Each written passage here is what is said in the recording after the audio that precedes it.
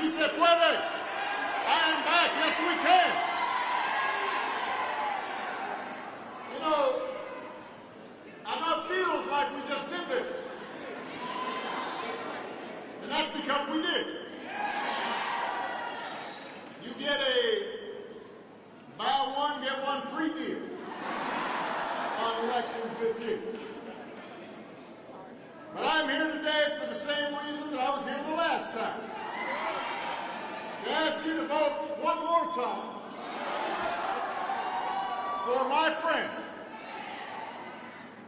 and your outstanding senator, Raphael Warnock.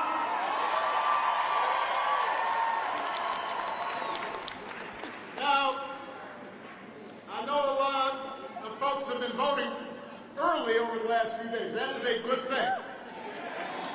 That is an encouraging thing. But, you knew there was a but.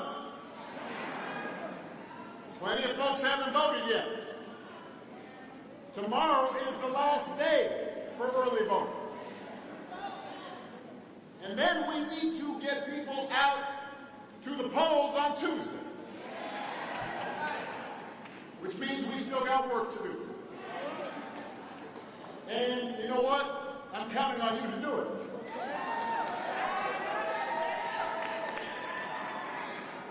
A lot of you may be feeling pretty good because a few weeks ago,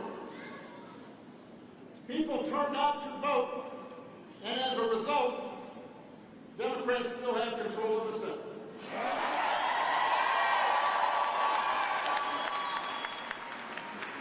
And because of some really concerted efforts in a lot of important states, many of the most egregious, potentially dangerous, and let's face it, somewhat crazy, folks, election deniers, got beat.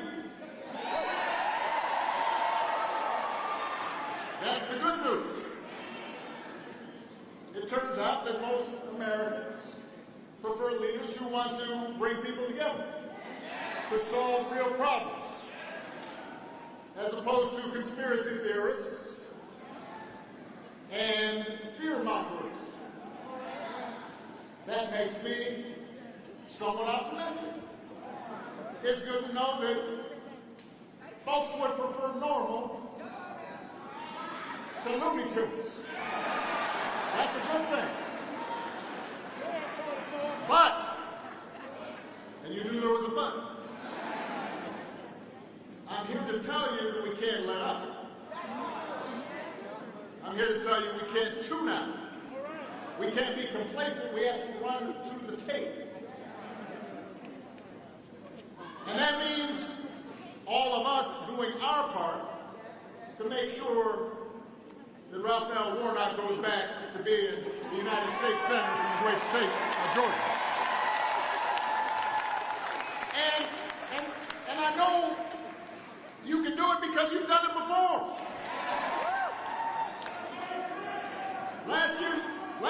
Last year you didn't just send one, you sent two Democrats to the Senate. Jon Ossoff,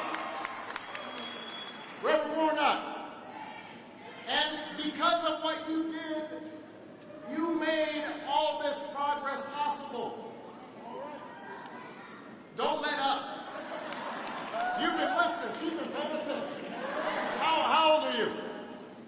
You're 4 years old. 4 years old, and she understands you can't let up.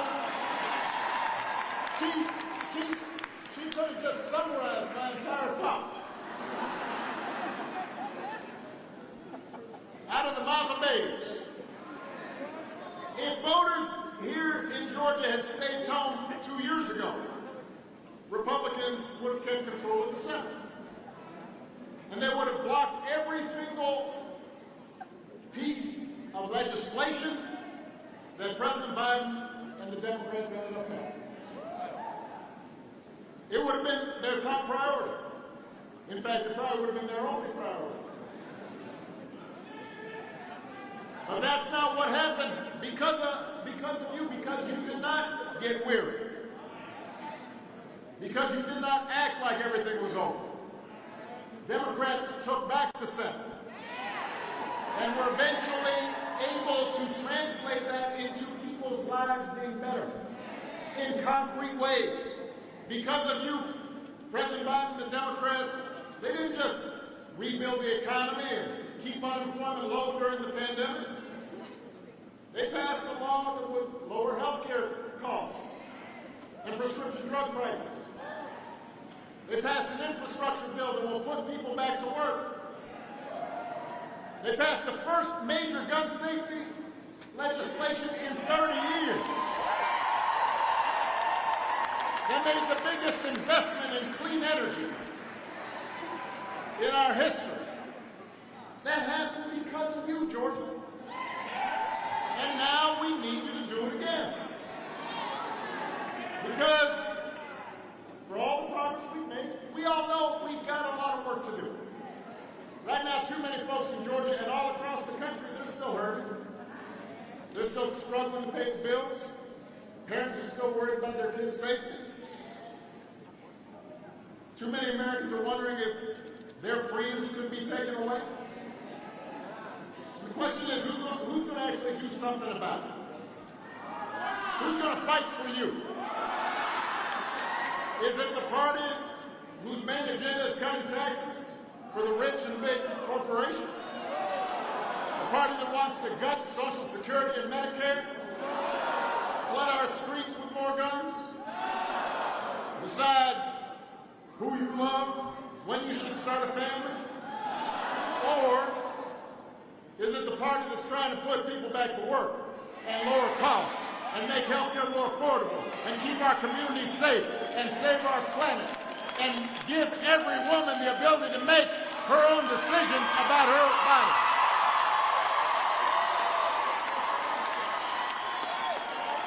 That's the choice in this election. That's what's at stake. And you know, the other side knows this. You heard what Reverend Warnock was talking about. They've spent millions of dollars here in Georgia over the past few weeks trying to get their folks to show up and get you to stay home. Because they know they don't have winning ideas, their strategy is to scare you and confuse you and bamboozle you, run the okey doke on you, and make you believe that your vote does not matter. Am I right, man? I am right. Here's the thing. That only works if you let it. You have the power to decide this election.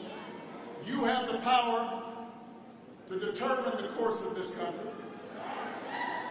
And if you work hard between now and Tuesday, if you get out to vote, but just as importantly, you get everybody that you know out to vote, then nobody's going to stop you. Go ahead. What's your name? Karan. You say we've got the power? That's that 4-year-old again. She's still paying attention. It's a boy. He just got long hair. You got the power? He's only 4. And he's making sense. Now, there are just a couple of more things I got to clear up here. Karan may already know this, but some of the rest of you may not. Some folks are asking, well, if Democrats already have control of the Senate, why does this matter? What's the difference between 50 and 51? The answer is a lot. Let me break it down for you. An extra senator gives Democrats more breathing room on important bills. It prevents one person from holding up everything. And it also puts us in a better position a couple of years from now when you've got another election, but the Senate map is going to be tilted in the favor of Republicans. And it'll help prevent Republicans from getting a filibuster-proof majority that could allow them to do things like passing a federal abortion ban. So that one vote in the Senate could make all the difference. But you know what? There's one more reason. And it's the biggest reason. 51 is better than 50 because it means Reverend Warnock will keep representing you in Washington. That's the best reason. That's the number one reason. He was wondering if I was going to get to that. Come on, Reverend, you know I got your back.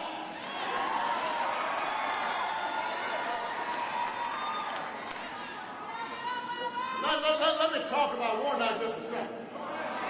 Let me say good things about Warnock. Let me testify. As your senator, Reverend Warnock hasn't been off chasing wacky conspiracy theories. He has not been drumming up fear and division. He's been, you know, Washington, they talk about some folks being show horses and some folks being workhorses. And you got a workhorse here. He's been working to lower prescription drug costs. He's been working to boost manufacturing jobs. He's been working to make sure that our veterans who serve this country honorably have the care that they need. He's been standing up for democracy. He's been protecting a woman's right to determine her own destiny. Reverend Warnock is a workhorse. And he also is a class act. Right? You just like the man. Because you sense his integrity when you talk. He's not just hard working, he's God fearing. He's a community serving person. He tells the truth. Sticks to his word. Treats everybody with decency and respect, no matter how high or how low. Deals honorably even with those who oppose him.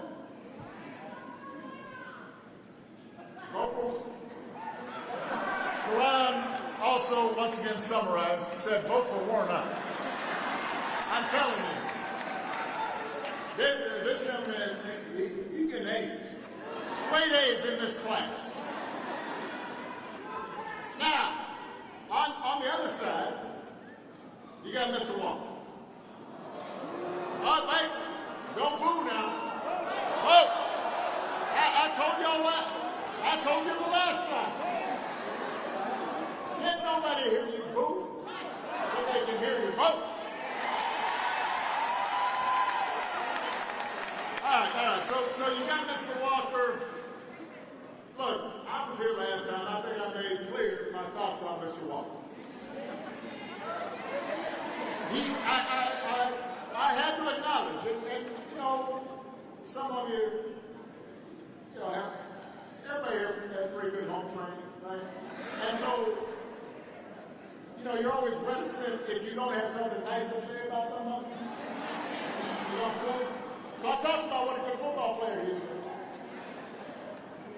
But I also had to acknowledge that I did not think he had either the competence, the character, the track record of service that would justify him representing Georgia in the United States Senate. Now, if you had forgotten what I said the last time, it's okay, because you just have to wait a minute. He reminds me every time he opens his mouth. I mean, every day. Every day he comes up with something. Every day. Since the last time I was here, Mr. Walker has been talking about issues that are of great importance to the people of Georgia. Like whether it's better to be a vampire or a werewolf.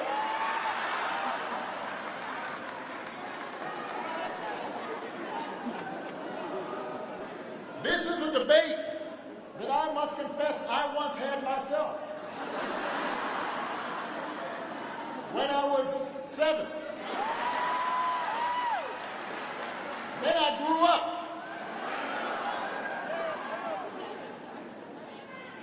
In case you're wondering, by the way, Mr. Walker decided he wanted to be a werewolf, which is great.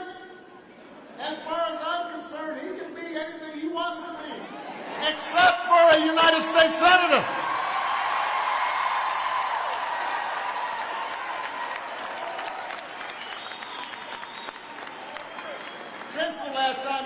Since the last time I was here, apparently he also claimed that he used to let me beat him at basketball. But then he admitted that we never actually met. So I guess this was more of an imaginary whooping that I laid on him.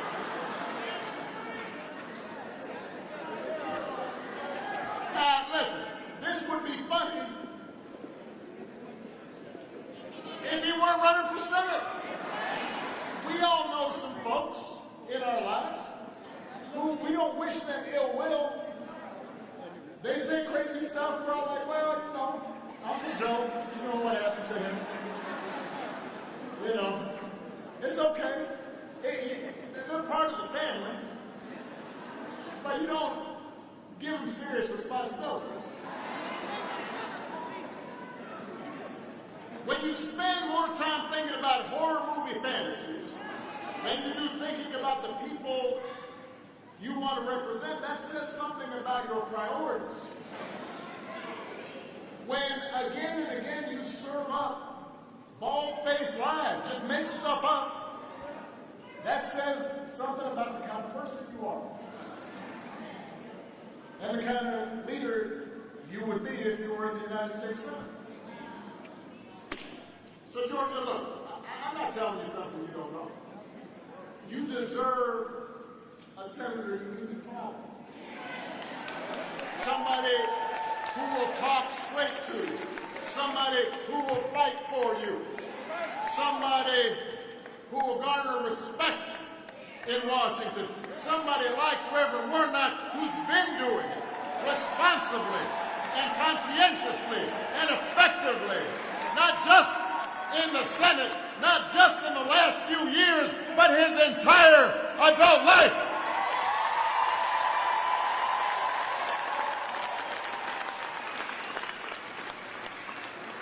So that's why you need to get out and vote. That's why you can't let up. Because change doesn't happen in one election.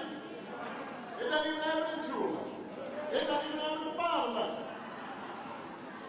Change only happens if you keep organizing, keep voting, keep mobilizing, keep educating, keep speaking up, keep working hard to make change happen.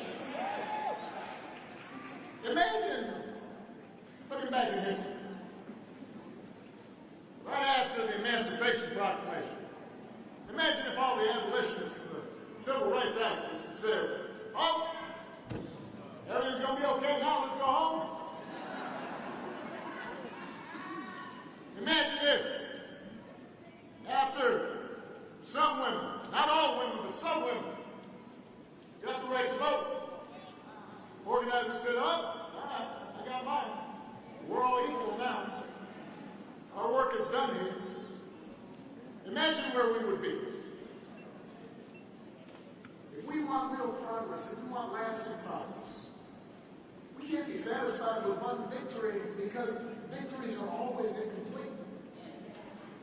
History doesn't just move in a straight line, it moves sideways, sometimes it moves backwards. When we're not vigilant, when we're not working. So we can't allow ourselves to get tired. We need sustained effort. And by the way, not just on election day, but every day in between. And when I think about that vigilance, when I think about that stick-to-itness, when I think about finishing the job, there are a couple people that come to mind. The first is Georgia's own, my friend John Lewis.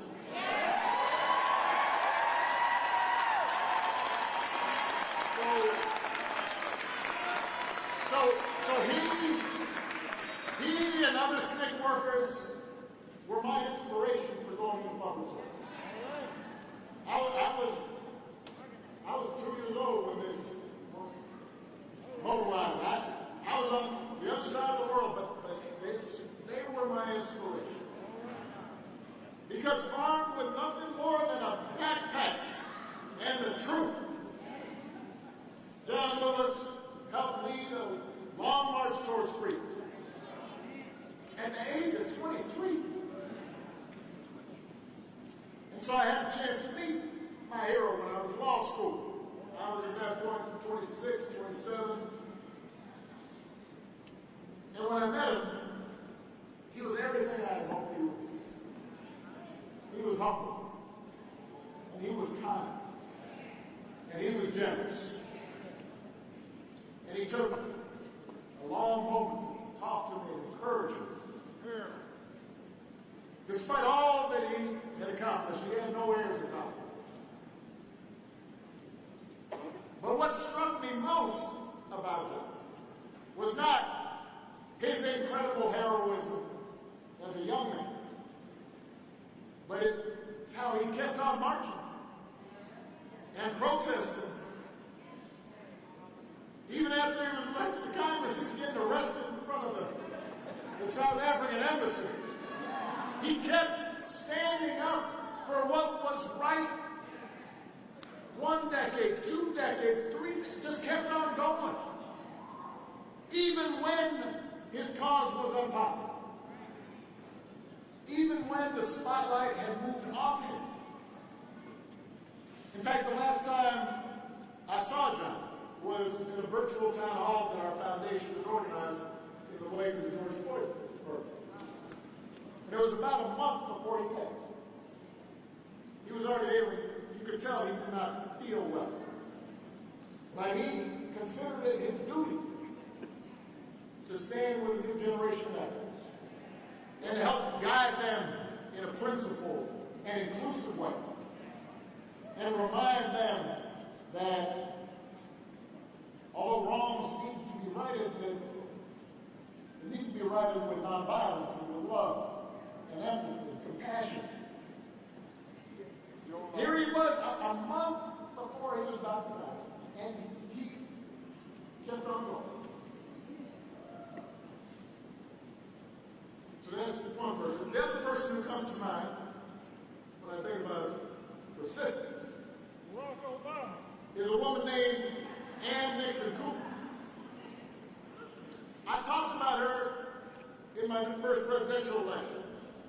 Remember, we had Grant Park, and I talked about Ms. Cooper, who had contacted us to tell us, to let us know that she had voted for me at 106 years old.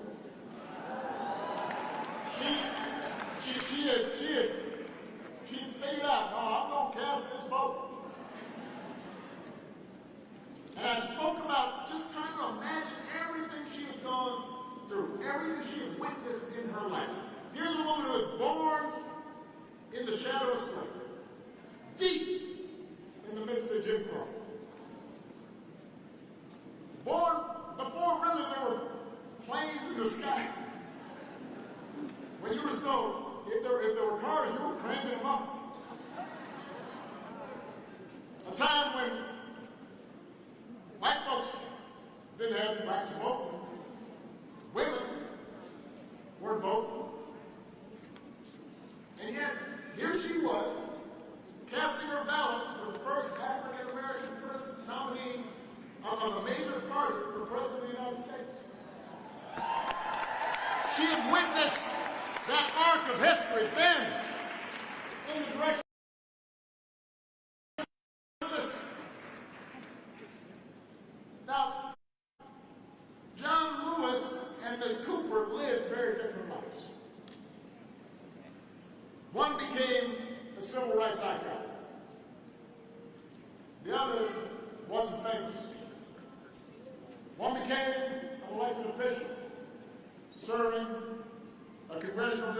in Georgia with great honor. The other, most people wouldn't know her on the street. But their spirits were linked. Because, I promise you, when John Lewis was growing up, he knew a whole bunch of Miss Coopers out there. Regular folk, who even as they worked,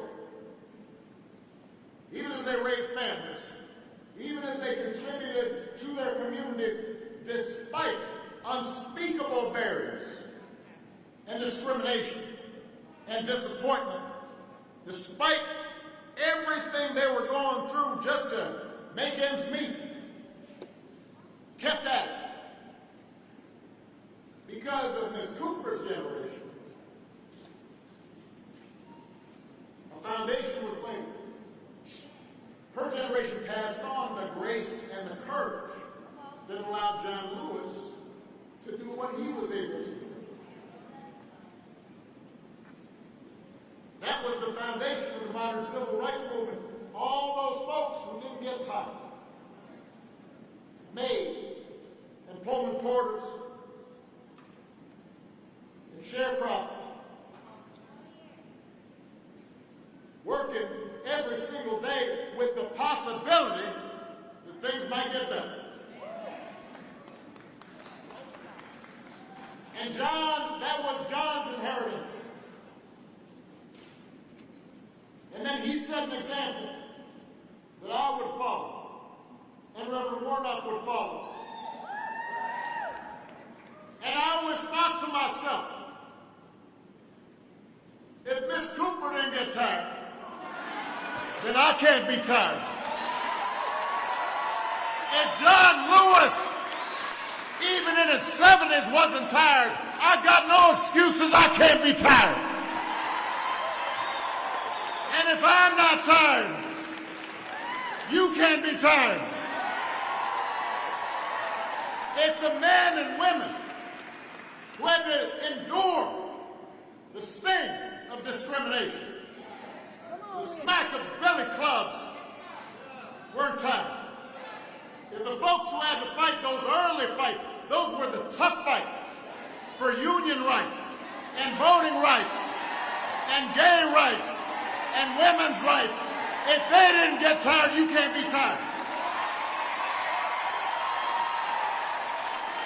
So you got to go out there and keep working. You have to stay focused.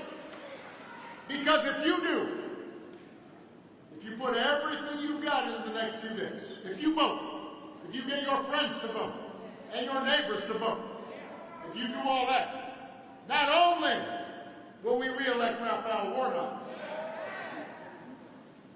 not only will we keep Georgia and America on a path to a better future, but we will be setting an example for a 4-year-old right here and laying a foundation for him to build on. And that 1-year-old over there, and I know I saw a 3-month-old here, they're watching right now to see if we're going to get tired, and I'm going to tell them right now, we're not going to be tired. We're going to bring it on home. Let's make this happen, Georgia. I love you. God bless you. Let's finish the job.